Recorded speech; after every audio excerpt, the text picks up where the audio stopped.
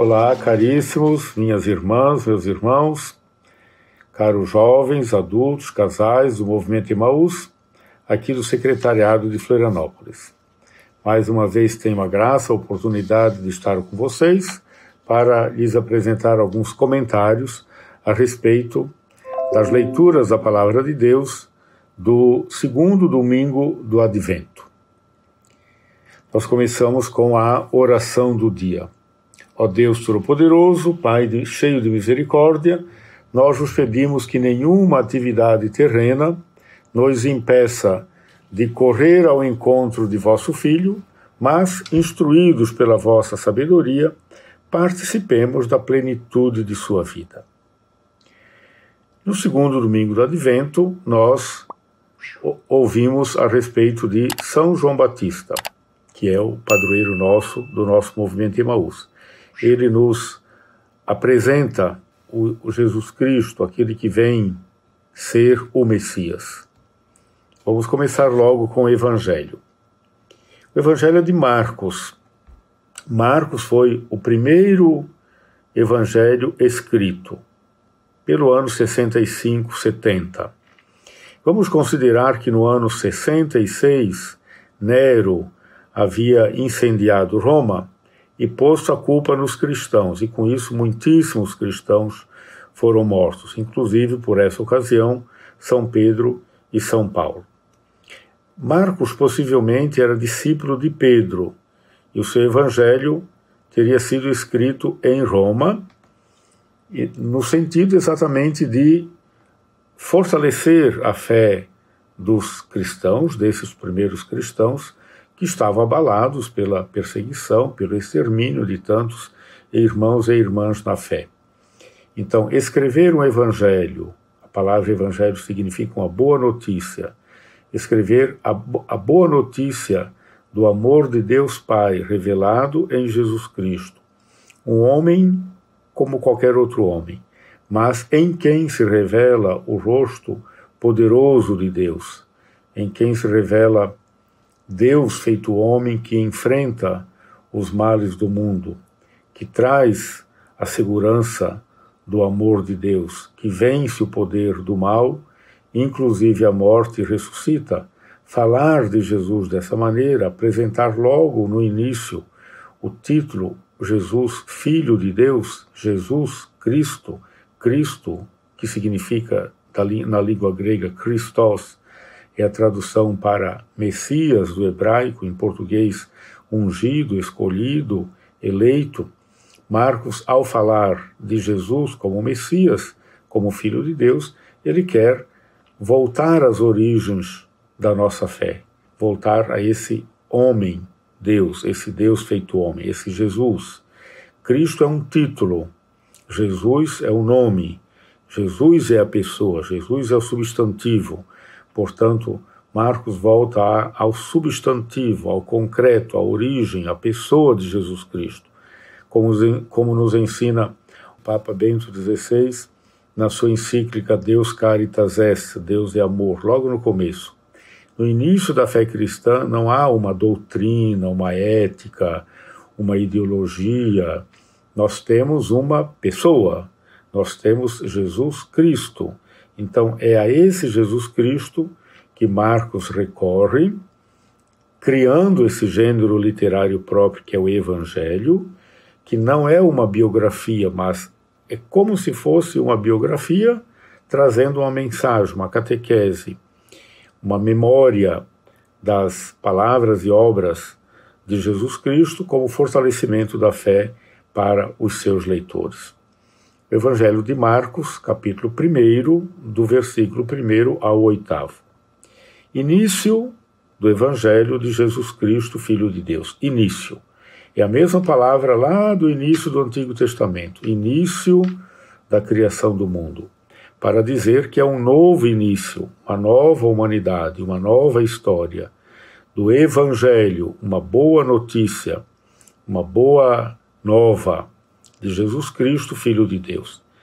Está escrito no livro do profeta Isaías: Eis que envio o meu mensageiro à tua frente para preparar o teu caminho. Esta é a voz daquele que grita no deserto: preparai o caminho do Senhor, endireitai as suas estradas.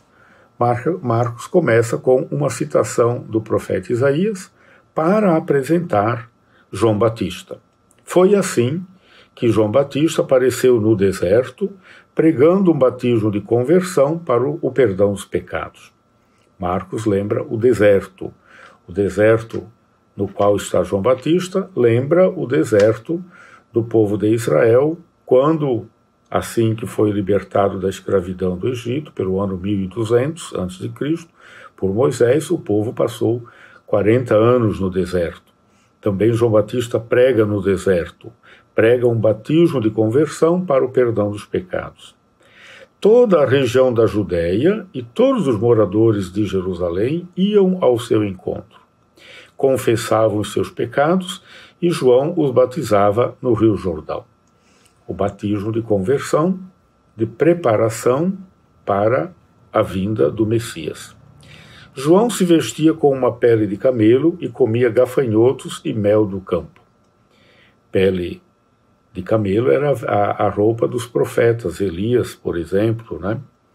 E comia gafanhotos e mel do campo, aquilo que a natureza própria oferecia. Ou seja, um profeta que vive na austeridade, na pobreza, na simplicidade, na sobriedade, exatamente para poder com mais força proferir. Profeta é aquele que profere. Muita gente pensa que profeta é aquele que antecipa, aquele que prediz acontecimentos futuros. Na Bíblia, profeta é aquele que profere a palavra de Deus. Aquele que anuncia uma boa notícia ou denuncia, faz um julgamento de Deus contra os males do mundo. E pregava, dizendo: depois de mim virá alguém mais forte do que eu. Eu nem sou digno de me abaixar para desamarrar suas sandálias. Eu vos batizei com água, mas ele vos batizará com o Espírito Santo. É o anúncio que João Batista faz da vinda do Messias, aquele de quem João Batista se aproxima com humildade, dizendo que esse Messias é mais forte do que ele, João Batista. João Batista nem sequer é digno de desamarrar as sandálias do Messias.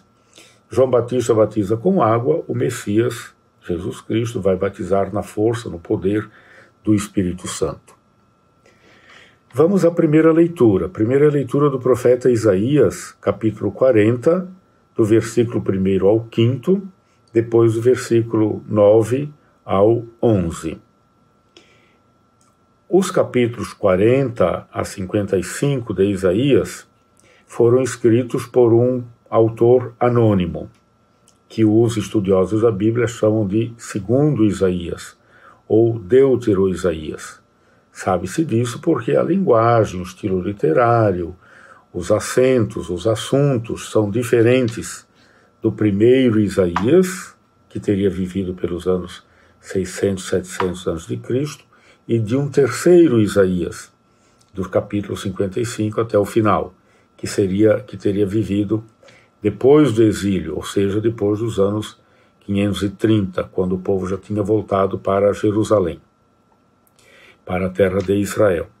O segundo Isaías, ele escreve, ele fala, ele profetiza entre os anos 550 e 530, no exílio. Vamos lembrar que o exílio é desde os anos 590, 580 a.C. até os anos 530. Então, de 590 a 530 dá 60 anos. O segundo Isaías profetiza entre os anos 550 e 530. O povo está no exílio, na Babilônia, desanimado, triste, desesperançado, não sabe se vai poder voltar ou não. Tem aqueles que já se acostumaram com o exílio e já começaram a se estabelecer ali. Tem aqueles que estão sonhando com o retorno, esperando por isso, mas esse retorno não acontece. Há aqueles que começam a duvidar se Deus é verdadeiramente Deus de Israel, que Deus é esse que deixou que a Babilônia dominasse a terra de Israel e levasse as suas lideranças para o exílio na Babilônia. Começava a haver uma certa esperança, porque Ciro, rei da Pérsia, estava tomando conta de diversos povos e poderia invadir a Babilônia e soltar os judeus ali exilados.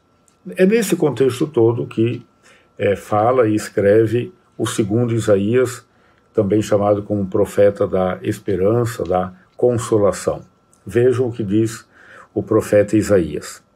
Consolai o meu povo, consolai-o, diz o vosso Deus. Falai ao coração de Jerusalém e dizei em alta voz que sua servidão acabou e a expiação de suas culpas foi cumprida. Ela, Jerusalém, ela recebeu das mãos do Senhor o dobro por todos os seus pecados. Grita uma voz: preparai no deserto o caminho do Senhor, aplainai na solidão a estrada de nosso Deus. Nivelem-se todos os vales, rebaixem-se todos os montes e colinas, endireite-se o que é torto, e alisem-se as asperezas. A glória do Senhor então se manifestará, e todos os homens verão juntamente o que a boca do Senhor falou. Então é o profeta de consolação que diz: olha, o Senhor vai vir, o Senhor vai vencer. Prepare o caminho. Abaixar as colinas, elevar os vales, para que o caminho esteja nivelado, para que se manifeste a glória do Senhor. Sobe a um monte, a um alto monte, tu que trazes a boa nova de Sião. Subir no monte para falar alto, para ser visto. Tu que trazes a boa nova, a boa notícia a Sião. Sião era o monte onde estava situada Jerusalém. Portanto, Sião é um outro nome para Jerusalém. A nova Sião vai ser a igreja, a nova Jerusalém vai ser a igreja. Levanta com força a tua voz, tu que trazes a boa nova a Jerusalém. Ergue a voz, não temas, dize às cidades de Judá: eis o vosso Deus. Eis que o Senhor Deus vem com poder, seu braço tudo domina. Fala alto, anuncia, ergue a voz, não tenhas medo, o Senhor vem. Então anuncia essa vinda do Senhor. Eis o vosso Deus. Eis que o Senhor vem com poder, seu braço tudo domina. Continua: eis com ele sua conquista, eis à sua frente a vitória. Como um pastor, ele apacenta o rebanho, reúne com a força dos braços os cordeiros e carrega-os ao colo, ele mesmo tange as ovelhas mães. Então é um grande anúncio, um grande consolo, um grande anúncio de esperança de que o Senhor vai vencer o mal. O Senhor vai vencer o exílio. O Senhor vai vencer o poder dos babilônios e vai libertar os exilados para que eles possam voltar para a terra de Israel, para a cidade santa de Jerusalém, para poderem reencontrar-se como povo, voltar ao templo para o culto do Senhor, para ler a palavra do Senhor, para viver como povo santo do Senhor. Isso tudo, é claro, num tempo do Advento, nós lemos no sentido de aplicar essas profecias aqui à vinda do Senhor Jesus Cristo, que já veio, mas continua vindo a toda hora e todo instante ao nosso encontro. A resposta do Salmo 84 diz assim: mostrai-nos, ó Senhor, vossa bondade e a vossa salvação nos concedei. Quero ouvir o que o Senhor irá falar, é a paz que ele irá anunciar. A paz para o seu povo e seus amigos, para os que voltam ao Senhor seu coração. Está perto a salvação dos que o temem, a glória habitará nossa terra. A verdade e o amor se encontrarão, a justiça e a paz se abraçarão. Da terra brotará a fidelidade, e a justiça olhará dos altos céus. O Senhor nos dará tudo o que é bom, e a nossa terra nos dará suas colheitas. A justiça andará na sua frente, e a salvação há de seguir os passos seus. Mostrai-nos, ó Senhor, vossa bondade, e a vossa salvação nos concedei. É um salmo muito interessante para se ler em tempos de crise, em tempos de dificuldade, de desânimo, de provação, quando não se vê claras as coisas, quando não se sabe de que lado está a verdade. A gente sempre sabe que a verdade, a salvação, está do lado de Deus, mas muitas vezes essa verdade não é clara, não é explícita. Eis aqui um salmo muito útil para esses tempos. A segunda leitura é da segunda carta de Pedro, do capítulo 3, do versículo 8 ao 14. A segunda carta de Pedro é, possivelmente, o último escrito do Novo Testamento. Teria sido escrito pelos anos 110, 120. E o autor que a escreveu a atribui a Pedro, que morreu pelo ano 66, 67, exatamente para dar autoridade ao seu escrito, sendo de Pedro, para fazer uma homenagem a Pedro, para respeitar, digamos assim, o conteúdo, a autoridade e também os direitos autorais, digamos assim. Possivelmente esse autor teria recebido da catequese de Pedro e, portanto, ele atribui a Pedro. E diz assim: uma coisa vós não podeis desconhecer, caríssimos. Para o Senhor, um dia é como 1000 anos, e 1000 anos como um dia. O Senhor não tarda em cumprir a sua promessa, como pensam alguns, achando que demora. Ele está usando de paciência para convosco, pois não deseja que alguém se perca. Ao contrário, quer que todos venham a converter-se. Então é um chamado à conversão. É um chamado a não perder o tempo. Um dia é como 1000 anos, 1000 anos como um dia. Não quer dizer que nós possamos viver relaxados. Ao contrário, é viver bem o tempo que nos cabe, sabendo que o Senhor, embora pareça que esteja a demorar no cumprimento de suas promessas, Ele está agindo. Deus está fazendo a sua obra. Talvez nós, com os olhos carnais, não consigamos encontrar, mas o Senhor está aí realizando a sua obra. Ele não deseja que alguém se perca, ao contrário, quer que todos venham a converter-se. Agora a carta vai falar do dia do Senhor. O dia do Senhor chegará como um ladrão, e então os céus acabarão com barulho espantoso, os elementos devorados pelas chamas se dissolverão, e a terra será consumida com tudo que nela se fez. E deste modo tudo se vai desintegrar. Qual não deve ser o vosso empenho numa vida santa e piedosa, enquanto esperais com anseio a vinda do dia de Deus, quando os céus em chama se vão derreter e os elementos, consumidos pelo fogo, se fundirão. Então, se tudo vai se desintegrar, qual não deve ser, então, o nosso empenho por uma vida justa, santa e piedosa, né? Porque o mundo vai se acabar, nós temos que viver bem o tempo que nos cabe, enquanto esperais com anseio a vinda do dia de Deus. O que nós esperamos, de acordo com a sua promessa, são novos céus e nova terra. Novos céus e nova terra, onde habitará a justiça. Caríssimos, vivendo nesta esperança, esforçai-vos para que ele vos encontre numa vida pura e sem mancha e em paz. Tempo de advento é tempo de espera, é tempo de expectativa. Nos 2 primeiros domingos do advento, as leituras apontam, principalmente as leituras do Evangelho e da segunda leitura, apontam para a segunda vinda de Cristo no final dos tempos, como acabamos de ver. Os domingos 3º e 4º falam da vinda de Jesus, 2000 anos atrás, portanto, a preparação mais próxima para o Natal.